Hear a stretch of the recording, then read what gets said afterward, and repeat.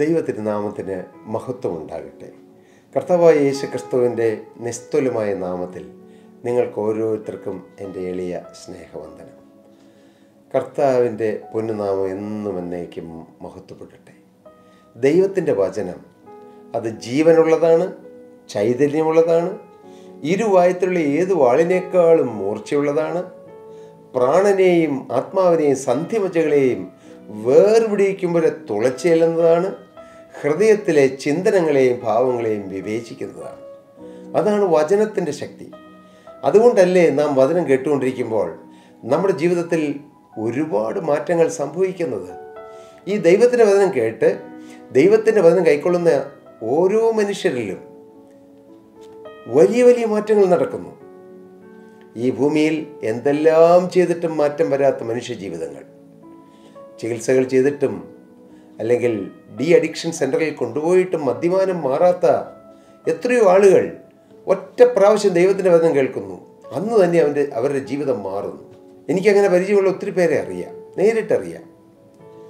വർഷങ്ങൾ പലതും മാറി മാറി ചെയ്തിട്ടും മദ്യപാനം മാറാതെ അനേകം പള്ളികളിലും അമ്പലങ്ങളിലും അനേകം ആഭിചാര പ്രവർത്തനങ്ങളിലും എല്ലാം ഏർപ്പെട്ടിട്ടും മരുന്നുകൾ മാറി മാറി കഴിച്ചിട്ടും അഡിക്ഷൻ സെൻ്ററുകളിൽ മാറിപ്പോയി അഡ്മിറ്റഡ് ആയിട്ടും മദ്യപാനം മാറാതിരുന്ന എത്രയോ ആളുകൾ ദൈവവചനത്തിൻ്റെ മുമ്പാകെ കടന്നു വന്ന ഒറ്റ ദിവസം കൊണ്ട് അവരുടെ ജീവിതം മാറിയതും, അവർ മദ്യപാനമില്ലെന്ന് മാത്രമല്ല, അവർ ഇന്ന് മദ്യത്തിനെതിരായി മദ്യപാനത്തിൽ അകപ്പെട്ടു പോയവരെ സഹായിക്കുന്നവരായി തീരുന്ന അത്ഭുത ചരിത്രം.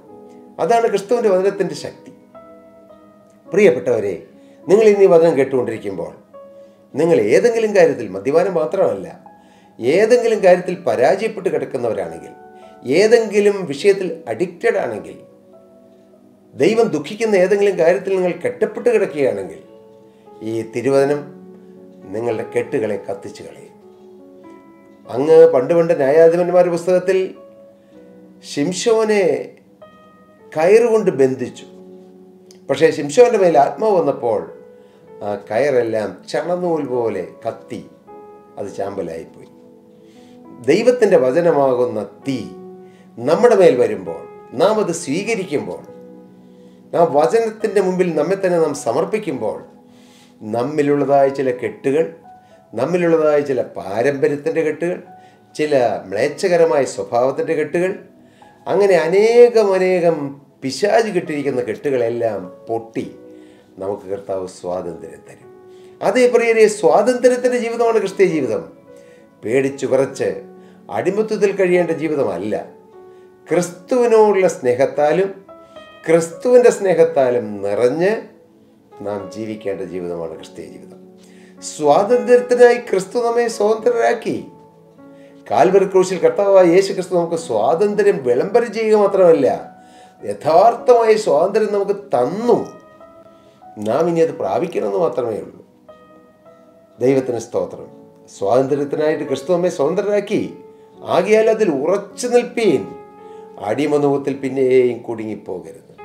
അതെ, എന്നും നമ്മുടെ മേൽ അടിമനുഖം കെട്ടിവെക്കുവാൻ ആഗ്രഹിക്കുന്ന ഒരന്ധകാരത്തിൻ്റെ ശക്തിയുണ്ട്, ഇരുട്ടിൻ്റെ ശക്തിയുണ്ട്, പൈശാചിക ശക്തിയുണ്ട്. എന്നാൽ അതിൽ നാം അകപ്പെട്ടു പോകാതെ, പെട്ടുപോകാതെ, ക്രിസ്തുവിൻ്റെ വചനത്തിലും ക്രിസ്തുവിൻ്റെ പ്രകാശത്തിലും ക്രിസ്തുവിൻ്റെ പാതയിലും നാം നടന്നാൽ നമ്മുടെ ജീവിതം ധന്യമാകും. ഈ ഭൂമിയിൽ നമ്മുടെ ജീവിതം ധന്യമാകും. പോരാ, നിത്യതയിലെ നമ്മുടെ ജീവിതം അത് ഏറ്റവും പ്രധാനമുള്ളത്, അത് ഏറ്റവും അനുഗ്രഹിക്കപ്പെട്ടതായിത്തീരും. ഇയ്യോബിൻ്റെ പുസ്തകം 18-ാം അധ്യായത്തിൻ്റെ 5-ാമത്തെ വാക്യം മുതൽ വായിക്കുമ്പോൾ അവിടെ എഴുതിയിരിക്കുന്നു, ദുഷ്ടന്മാരുടെ വെളിച്ചം കെട്ടുപോകും, അവൻ്റെ അഗ്നിജ്വാല പ്രകാശിക്കുകയില്ല, അവൻ്റെ കൂടാരത്തിൽ വെളിച്ചം ഇരുണ്ടുപോകും, അവൻ്റെ ദീപം കെട്ടുപോകും. ആരുടെയാണ് അഗ്നിജ്വാല കെട്ടുപോകുന്നത്? ആരുടെയാണ് വെളിച്ചം കെട്ടുപോകുന്നത്? ആരുടെ കൂടാരത്തിലാണ് വെളിച്ചം ഇരുണ്ടുപോകുന്നത്? ആരുടെ ദീപമാണ് കെട്ടുപോകുന്നതെന്ന് ദൈവത്തിൻ്റെ വചനം വളരെ വ്യക്തമായി പറയുന്നു. ദുഷ്ടന്മാരുടെ വിളക്ക് കെട്ടുപോകും. ആരാണ് ദുഷ്ടൻ? വേദപുസ്തകം പറയുന്നു, ദുഷ്ടൻ അവിശ്വാസിയെന്ന്. അവിശ്വാസമുള്ള ദുഷ്ടഹൃദയം നിങ്ങൾക്ക് ആർക്കും വരരുത് എന്ന് ദൈവവചനം നമ്മെ പുതിയ നിയമത്തിൽ സൂചിപ്പിക്കുന്നു. പുതിയ നിയമപ്രകാരം ദുഷ്ടൻ എന്ന് പറയുമ്പോൾ അതിൻ്റെ പ്രധാനപ്പെട്ട അർത്ഥം അവിശ്വാസി എന്നാണ്. ജീവനുള്ള ദൈവത്തിൽ വിശ്വസിക്കാത്തവര്, ക്രിസ്തുവിൻ്റെ യാഗത്തിൽ വിശ്വസിക്കാത്തവര്, ക്രിസ്തുവിൻ്റെ പരമയാഗത്തെ അത് വിശ്വസിക്കാതെ അത് വെറും കെട്ടുകഥ പോലെ കാണുന്നവർ, യേശുവിൻ്റെ രക്തത്തിൻ്റെ ശക്തിയിലും യേശുവിൻ്റെ രക്തത്തിൻ്റെ അധികാരത്തിൽ വിശ്വസിക്കാത്തവർ, ഹല്ലേലൂയ, കാൽവരി ക്രൂശിൽ കർത്താവായ യേശു ക്രിസ്തു മരിച്ചത്, യാഗമായത് അത് എനിക്ക് വേണ്ടിയിട്ടാണെന്നുള്ള വിശ്വാസം, യേശു 2000 വർഷങ്ങൾക്ക് മുമ്പ് കബറടക്കപ്പെട്ടു, 3-ാം നാൾ ഉയർത്തെഴുന്നേറ്റു, ഇന്നും ജീവിക്കുന്നു എന്നുള്ള വിശ്വാസം, യേശു രണ്ടാമത് വരുമെന്നുള്ള വിശ്വാസം, ഈ വിശ്വാസമില്ലാത്തവരാണ് അവിശ്വാസികൾ. കർത്താവിന് സ്തോത്രം. ഒരുപക്ഷെ ക്രിസ്തീയ സഭയിലോ മതത്തിലോ ഇല്ലാത്തവർ അവിശ്വാസികളെന്ന് പലരും പറയും. അല്ല പ്രിയരെ, ക്രിസ്തീയ മതത്തിലുള്ളവരും അവിശ്വാസികളുണ്ട് ധാരാളം. അവർ ക്രിസ്തുവിൽ ആശ്രയിക്കുന്നില്ല. ക്രിസ്തു തങ്ങളുടെ പാപങ്ങൾക്ക് വേണ്ടി മരിച്ചു, തിരുവെഴുത്തിന പ്രകാരം കബറടക്കപ്പെട്ടു, തിരുവെഴുത്തിന പ്രകാരം ഉയർത്തെഴുന്നേറ്റു, തിരുവെഴുത്തുകളിൻ പ്രകാരം വീണ്ടും വരുമെന്നുള്ള വിശ്വാസമില്ലാത്ത എത്രയോ ആളുകൾ.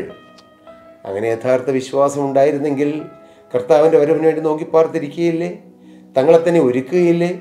ഇന്നത്തെ വഴക്കും ഇന്നത്തെ ഭിന്നതയും ഇന്നത്തെ തൊഴുത്തിൽ കുത്തുകളും ഇന്നത്തേതായ അടിപിടികളും ഇന്നത്തേതായ ഞാനെന്ന ഭാവങ്ങളും എൻ്റെ സഭ എന്നുള്ളതായ ചിന്താഗതികളും മനുഷ്യരുണ്ടാകുമായിരുന്നോ?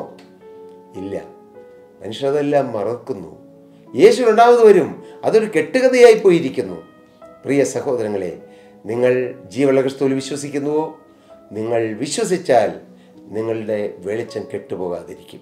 ഇവിടെ ദൈവത്തിൻ്റെ വചനം പറയുന്നു, ദുഷ്ടന്മാരുടെ വിളക്ക് കെട്ടുപോകും. The light of the wicked shall be put out, and the spark of his fire shall not shine. The light shall be dark in his tabernacle, and his candle shall be put out with him. വളരെ കൃത്യമാണ്. എന്തുകൊണ്ടാണ് ഇന്ന് മനുഷ്യൻ നിരാശയുടെ അന്ധകാരത്തിൽ പോകുന്നത്? എന്തുകൊണ്ടാണ് ഇന്ന് കുടുംബങ്ങൾ വേർപിരിയുന്നത്? ഡൈവോഴ്സ് നടക്കുന്നത് എന്തുകൊണ്ടാണ്? നിങ്ങൾ ചിന്തിച്ചിട്ടുണ്ടോ? എന്തുകൊണ്ടാണ് പ്രതിസന്ധികൾ? എന്തുകൊണ്ടാണ് രാത്രി ഉറങ്ങാൻ കിടക്കുന്ന ചില കുട്ടികളും വലിയവരും രാത്രിയിൽ കിടന്ന് സ്ലീപ്പ് വാക്കിംഗ്? അവരറിയുന്നില്ല.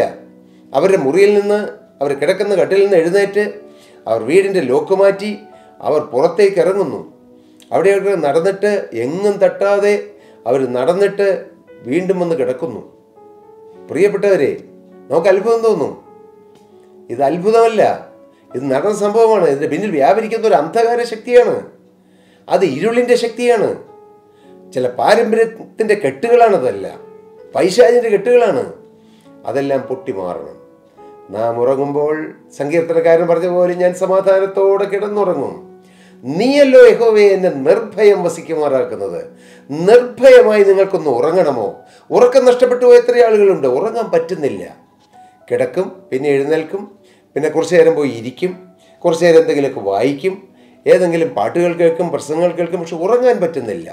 ഉറങ്ങാൻ പറ്റാത്ത എത്രയോ ആളുകൾ എന്നോട് നേരിട്ട് പറഞ്ഞിട്ടുണ്ട് പലരും, സാറേ ഉറങ്ങാൻ പറ്റുന്നില്ല, കഴിയുന്നില്ല.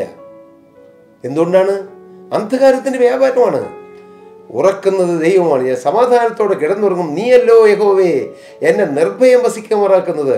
നിർഭയമായി നമുക്ക് ഉറങ്ങാൻ കഴിയുന്നത് ദൈവത്തിൻ്റെ കൃപയാണ്. അപ്പോൾ നമുക്ക് ഉറങ്ങാൻ പറ്റാത്തതോ? അത് പൈശാചികൻ്റെ വലിയ തന്ത്രങ്ങളാണ്. എന്തുകൊണ്ടാണ്? ദീപം ഇരുട്ടിൽ കെട്ടുപോകുന്നു. ദൈവത്തിൻ്റെ വചനമാണ്. ദീപം ക്രിസ്തു തന്നെയാണ്. ഞാൻ ലോകത്തിന് വെളിച്ചമാകുന്നെന്ന് നമ്മുടെ കർത്താവായ യേശു ക്രിസ്തു പറഞ്ഞു. ക്രിസ്തു നമ്മുടെ ഹൃദയത്തിൽ വരുമ്പോൾ നമ്മുടെ അന്ധകാരം മാറിപ്പോകുന്നു. എന്നാൽ ക്രിസ്തു ഇല്ലാത്ത ജീവിതം അത് അവിശ്വാസമുള്ള ജീവിതമാണ്. അവിശ്വാസമുള്ള ദുഷ്ടഹൃദയത്തോട് നാം യാത്ര പറഞ്ഞ്, യേശുവേ അവിടുന്ന് എൻ്റെ രക്ഷകനായി, എൻ്റെ ഉടയവനായി, എൻ്റെ വീണ്ടെടുപ്പുകാരനായി, എൻ്റെ സർവസ്വവുമായി അവിടുന്ന് എൻ്റെ ഹൃദയത്തിൽ വന്ന് വാഴണമേ. പാട്ടുകാരൻ പാടി, യേശുവേ വന്ന് വാഴണമേ, ഇനി ഞാനല്ല എന്നിൽ നീയല്ലോ, യേശുവേ വന്ന് വാഴണമേ എന്ന്. ഇതുവരെ പിശാചുവാണ് ഹൃദയത്തിൽ, അന്ധകാരം മുറ്റുനിന്ന ഹൃദയത്തിൽ, അന്ധകാരം മാത്രം വാണുകൊണ്ടിരിക്കുന്നതായ ജീവിതത്തിൽ ക്രിസ്തു വന്ന് വാഴുക, വെളിച്ചം വന്ന് ഉദിക്കുക, ഉദയസൂര്യൻ വന്ന് ഉദിക്കുക. അതെന്തൊരു ഭാഗ്യമാണെന്നറിയാമോ? അതിൻ്റെ പേരെത്രയേ മാനസാന്തരം. മാനസാന്തരം കേൾക്കുമ്പോൾ നെറ്റി ഒളിക്കുന്ന ആളുകളുണ്ട്. എന്തിന്? നമ്മുടെ കർത്താവായ യേശുക്രിസ്തു പറഞ്ഞു മാനസാന്തരത്തെക്കുറിച്ച്. അപ്പോസ്തലന്മാർ പറഞ്ഞു മാനസാന്തരം. അത് അപ്പോസ്തലിക ഉപദേശമാണ് മാനസാന്തരം. ബൈബിളിൻ്റെ ഉപദേശമാണ് മാനസാന്തരം. പോരാ, മാനസാന്തരപ്പെട്ടില്ലെങ്കിൽ നാം അങ്ങനെ തന്നെ നശിച്ചു പോകുമെന്ന് കർത്താവിൻ്റെ വചനം പറയുന്നു. മാനസാന്തരപ്പെടുമ്പോൾ എന്താണ് വാസ്തവത്തിൽ സംഭവിക്കുന്നത്? ഇരുട്ട് നിറഞ്ഞ മനുഷ്യ ഹൃദയത്തിൽ ക്രിസ്തുവിൻ്റെ പ്രകാശം വന്ന് ഉദിക്കുകയാണ്. ആ പ്രകാശം വന്ന് ഉദിക്കുമ്പോൾ ഹൃദയത്തിലെ അന്ധകാരങ്ങൾ മാറുന്നു, പാപത്തിൻ്റെ കൂരിരുട്ട് മാറുന്നു, ദുസ്വഭാവങ്ങൾ മാറുന്നു, തിന്മകൾ മാറുന്നു, ജീവിതം ധന്യമായിത്തീരുന്നു, നിരാശകൾ മാറുന്നു, പ്രത്യാശ ഉളവാകുന്നു. ഒരു വലിയ വിപ്ലവകരമായ മാറ്റമാണ് മനുഷ്യ ജീവിതത്തിൽ മാനസാന്തരം വരുമ്പോൾ. ഞാൻ അനുഭവിച്ചതുകൊണ്ടാണ് പറഞ്ഞത്. എൻ്റെ 19ാമത്തെ വയസ്സിൽ ഈ മാനസാന്തരത്തെക്കുറിച്ച് പോലും കേട്ടിട്ട ഒരു ചരിത്രമുള്ള ഒരു കുടുംബത്തിലല്ല ഞാൻ ജനിച്ചത്. എന്ത് മാനസാന്തരം? ഇതൊന്നും ഞങ്ങൾ കേട്ടിട്ടില്ല. ചില പാരമ്പര്യങ്ങളും ചില കർമ്മങ്ങളും ചില ആചാരങ്ങളും അനുഷ്ഠാനങ്ങളും മാത്രമായി മുന്നോട്ട് പോയിക്കൊണ്ടിരുന്ന ഞങ്ങളുടെ കുടുംബത്തിൽ ജീവനുള്ള ക്രിസ്തുവിൻ്റെ വചനം കേൾക്കാൻ ഒരു വിളി ലഭിച്ച് അങ്ങനെ വചനം കേട്ടപ്പോഴാണ്, ദൈവത്തിൻ്റെ വചനം കേട്ടപ്പോഴാണ് മാനസാന്തരം അതെന്താണെന്നും അത് മനുഷ്യജീവിതത്തിൽ അനിവാര്യമായ, അത് അത്യന്താപേക്ഷിതമായ ഒരു ദൈവിക പദ്ധതിയാണെന്നും ആ മാനസാന്തരപ്പെടുന്നവർ മാത്രമേ ക്രിസ്ത്യാനികൾ എന്ന് വിളിക്കപ്പെടുവാൻ യോഗ്യരുള്ളൂ എന്നും അവർ മാത്രമേ ദൈവരാജ്യത്തിൽ എത്തുകയുള്ളൂ എന്നുള്ളതായ യഥാർത്ഥ സത്യം കർത്താവ് മനസ്സിലാക്കി തന്നു. അത് സൗജന്യമാണെന്നും ആർക്കും കർത്താവ് കൊടുക്കുന്നതാണെന്നും ദൈവത്തെങ്കിലേക്ക് തിരിഞ്ഞാൽ യേശുവിനെ കർത്താവെന്ന് വായ കൊണ്ട് ഏറ്റുപറയുകയും ദൈവം അവനെ മരിച്ചവരിൽ നിന്ന് ഉയർപ്പിച്ചുവെന്ന് ഹൃദയം കൊണ്ട് വിശ്വസിക്കുകയും ചെയ്താൽ നീ രക്ഷിക്കപ്പെടുന്നുള്ള ആ ദൈവിക വചനം അനുസരിക്കുകയും വിശ്വസിക്കുകയും ചെയ്യുമ്പോൾ ദൈവം സൗജന്യമായി കൊടുക്കുന്ന ഒരു ദൈവിക വരദാനമാണ് മാനസാന്തരം. അതിന് നാം പണം കൊടുക്കേണ്ട, നാം മറ്റൊന്നും ചെലവഴിക്കേണ്ട. നമ്മുടെ സമർപ്പണം. ഞാൻ എൻ്റെ യേശുവിൻ്റെ മകൻ, ഞാൻ യേശുവിനായി ജീവിക്കും. എൻ്റെ പ്രിയരെ, നിങ്ങൾ എന്തിനു നിങ്ങളുടെ ജീവിതം നഷ്ടപ്പെടുത്തണം? ഒരു സൗഭാഗ്യമുള്ള ജീവിതം നിങ്ങളെ കാത്തിരിക്കുന്നു. ഈ ഭൂമിയിലും സൗഭാഗ്യമുള്ളൊരു ജീവിതം, സന്തോഷമുള്ള ജീവിതം, ആനന്ദമുള്ള ജീവിതം, പ്രത്യാശയുള്ള ജീവിതം, ഒരു മനസ്സുള്ള ജീവിതം, കുടുംബത്തിൽ സന്തോഷം കളിയാടുന്ന ജീവിതം, ഐക്യതയുള്ള ജീവിതം, അപ്പനും മക്കളും അമ്മാവിയമ്മയും മരുമകളും, അങ്ങനെ എല്ലാവരും ചേർന്ന് സൗഭാഗ്യമുള്ളൊരു കുടുംബം. അതാണ് മാനസാന്തരത്തിൻ്റെ ഫലം. കർത്താവിന് സ്തോത്രം. നിങ്ങളത് അനുഭവിക്കുന്നുണ്ടോ? ഇല്ലെങ്കിൽ നിങ്ങൾ എത്രയും പെട്ടെന്ന്, അല്ല ഇപ്പോൾ തന്നെ യേശുവിൻ്റെ കരങ്ങളിലേക്ക് നിങ്ങളുടെ ജീവിതം കൊടുക്കൂ. അവിശ്വാസമുള്ള ദുഷ്ടഹൃദയത്തോട് യാത്ര പറഞ്ഞ് യേശുവിനെ സ്വന്തം രക്ഷിതാവും കർത്താവുമായി സ്വീകരിച്ചാൽ നിങ്ങളുടെ ജീവിതം മാറും. യേശു നിങ്ങളുടെ ജീവിതം മാറ്റും. യേശു നിങ്ങളുടെ ജീവിതം രാവും പകലും പോലെ വ്യത്യാസമുള്ളതാക്കി തീർക്കും. ആ ഭാഗ്യം നിങ്ങൾക്ക് വേണമോ? അങ്ങനെയെങ്കിൽ നിങ്ങളുടെ വെളിച്ചം കെട്ടുപോകുകയില്ല. അങ്ങനെയെങ്കിൽ നിങ്ങളുടെ അഗ്നിജ്വാല പ്രകാശിക്കാതിരിക്കുകയില്ല. അങ്ങനെയെങ്കിൽ നിങ്ങളുടെ കൂടാരത്തിൽ വെളിച്ചം കെട്ടുപോകുകയില്ല. നിങ്ങളുടെ ദീപം കെട്ടുപോകാൻ ഒരിക്കലും ഇടവരികയില്ല. ദീപമാകുന്ന സത്യപ്രകാശമാകുന്ന ക്രിസ്തു, ആ രജതതാരം നിങ്ങളുടെ ഹൃദയത്തിൽ വന്ന് ഉദിക്കുകയും നിങ്ങളുടെ ജീവിതം ധന്യമാകുകയും ആർത്തുപാടി ദൈവത്തെ സ്തുതിച്ചുകൊണ്ട് എപ്പോഴും സന്തോഷിപ്പീൻ, ഇടവിടാതെ പ്രാർത്ഥിപ്പീൻ, എല്ലാറ്റിനും സ്തോത്രം ചെയ്യുവീൻ. ഇതല്ലോ ക്രിസ്തുയേശുവിൽ നിങ്ങളെക്കുറിച്ചുള്ള ദൈവേഷ്ടമെന്നുള്ള ആ ദൈവിക വചനത്തിൻ്റെ നിവൃത്തി നമ്മുടെ ജീവിതത്തിൽ വരികയും നമ്മുടെ ജീവിതം ധന്യമായി തീരുകയും ചെയ്യും. ഈ ഭാഗ്യപദവിയിലേക്ക് കർത്താവ് നിങ്ങളെ മാടി വിളിക്കുന്നു. വരൂ, നിങ്ങളത് അനുഭവിക്കൂ, യേശുവിന് വേണ്ടി ജീവിതം വേർതിരിക്കൂ. ഇനി നമുക്ക് വെളിച്ചത്തിൽ നടക്കാം. വെളിച്ചത്തിൽ നടക്കുന്നവരായി വെളിച്ചത്തിൻ്റെ രാജ്യത്തിലെത്തുവാൻ നമുക്ക് നമ്മെ തന്നെ ഒരുക്കാം. അതിന് കർത്താവ് ഇടയാക്കട്ടെ. കർത്താവിൻ്റെ നാമം മഹത്വപ്പെടട്ടെ. പ്രിയ സഹോദരി സഹോദരങ്ങളെ, നിങ്ങൾക്ക് ഏതെങ്കിലും പ്രാർത്ഥനാ വിഷയങ്ങളുണ്ടോ? നിങ്ങൾ വലയുന്ന പ്രശ്നങ്ങളുണ്ടോ? ഏതെങ്കിലും കടബാധ്യതകളോ രോഗങ്ങളോ പ്രതിസന്ധികളോ കുടുംബ പ്രശ്നങ്ങളോ നിങ്ങൾക്ക് അഭിമുഖീകരിക്കാൻ കഴിയാത്തതായ അനേകം പ്രതിസന്ധികളിലൂടെ നിങ്ങൾ നടക്കുന്നുണ്ടോ? തീർച്ചയായും ഞങ്ങൾ നിങ്ങൾക്ക് വേണ്ടി പ്രാർത്ഥിക്കാം. താഴെ കാണുന്ന നമ്പറിൽ കോൺടാക്ട് ചെയ്താൽ ഞങ്ങൾ നിങ്ങൾക്ക് വേണ്ടി പ്രാർത്ഥിക്കും. തീർച്ചയാണ്. പക്ഷേ ഞങ്ങൾ എന്ന് ഉപദേശിക്കുന്നത് നിങ്ങൾ ഒറ്റയ്ക്ക് യേശുവിനോട് പ്രാർത്ഥിക്കണം. നിങ്ങൾ യേശുവുമായൊരു ബന്ധം സ്ഥാപിക്കണം. സ്വർഗത്തിലെ ദൈവത്തെ അപ്പ എന്നുള്ള വിളിക്കാനുള്ള പദവി പ്രാപിച്ചിട്ട് നിങ്ങൾ പ്രാർത്ഥിച്ചാൽ സ്വർഗത്തിലെ ദൈവം നിങ്ങൾ പ്രാർത്ഥിച്ചാലും കേൾക്കും. നിങ്ങളുടെ പ്രാർത്ഥനയും കർത്താവ് ഉത്തരം തരും. അങ്ങനെ യേശു നല്ലവനെന്ന് നിങ്ങൾ ഒറ്റയ്ക്കൊറ്റയ്ക്ക് അനുഭവിക്കുക. അതാണ് ഞങ്ങൾ നിങ്ങൾക്ക് തരുന്ന എളിയ അഡ്വൈസ്. പക്ഷേ നിങ്ങൾക്ക് എപ്പോൾ വേണമെങ്കിലും ഞങ്ങളെ കോൺടാക്റ്റ് ചെയ്യാം. ഞങ്ങൾ നിങ്ങൾക്ക് വേണ്ടി പ്രാർത്ഥിക്കാം. കർത്താവ് നിങ്ങളെ നിറപടിയായി ഓരോരുത്തരെയും അനുഗ്രഹിക്കുമാറാകട്ടെ.